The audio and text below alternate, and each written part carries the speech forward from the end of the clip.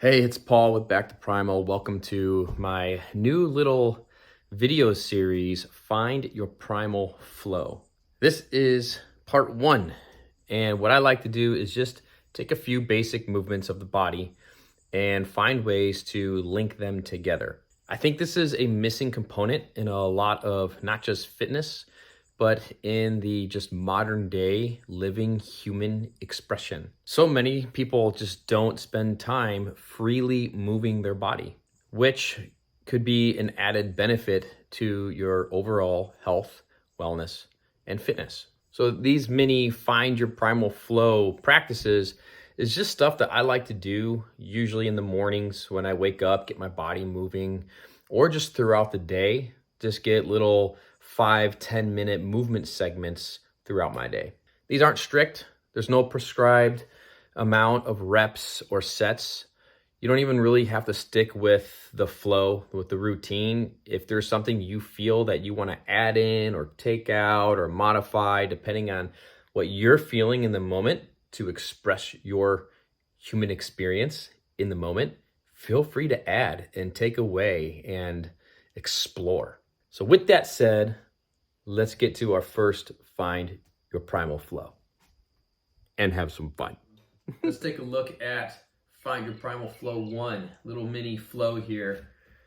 We're going to start off in the squat position. So just get as deep as you can. It doesn't matter how deep your squat is. If you can get all the way down, that's great. If you're kind of more up here, that's fine. If you're way up here, that's fine too. Just find your deepest squat that you can go into. I don't care if your back's all rounded, it's fine. From here, we're going to place our hands on the ground right in front of us, and then we're going to straighten our legs as we lift up our tailbone. And you can go to the point where you start feeling a stretch in your hamstrings, or you can stop before you feel a stretch in your hamstrings. I like to feel that stretch just to kind of open it up. From here, we're going to walk our hands forward all the way until our hands are underneath our shoulders and we're in this plank position. From there, we're going to lower ourselves down, rest the belly on the ground, and then point your toes. Push yourself back all the way into this child's pose. From here, we're going to take our hands, bring them back underneath our shoulders. We're going to curl our toes underneath and then push ourselves back into that squat position.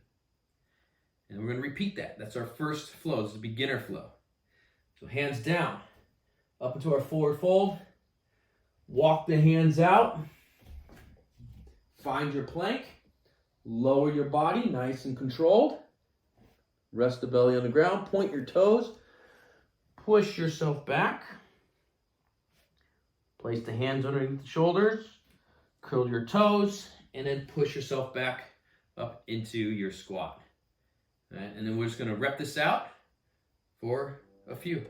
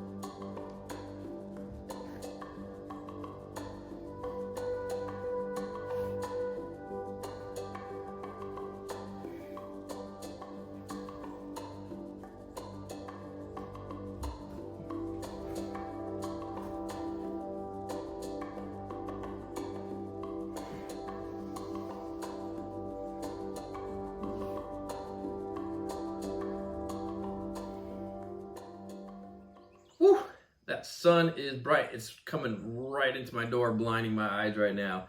But that's a good reason why we need to look at how can we advance this flow just a little bit here. So let's take a look at version B, the more advanced version. We're going to start off the exact same way in our deep squat. Hands on the ground. Extend our knees, tailbone to the sky, and walk it out until you find your plank. From here, lower yourself down, nice and controlled, point your toes. Now we're gonna work a little bit of back extension here. So you can either go into this kind of mini cobra pose and just lift up a little bit. If you have the flexibility, then feel free to go all the way up. Take a breath, lower yourself down, curl your toes, and then you're gonna push yourself all the way up into this down dog type of position. We're gonna walk our hands back.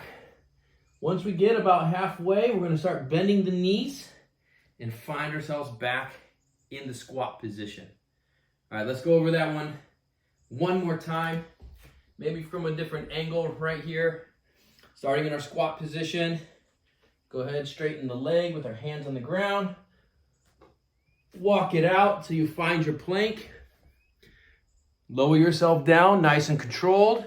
Point your toes and find your arch, either a little bit or go all the way into that back extension as much as you can.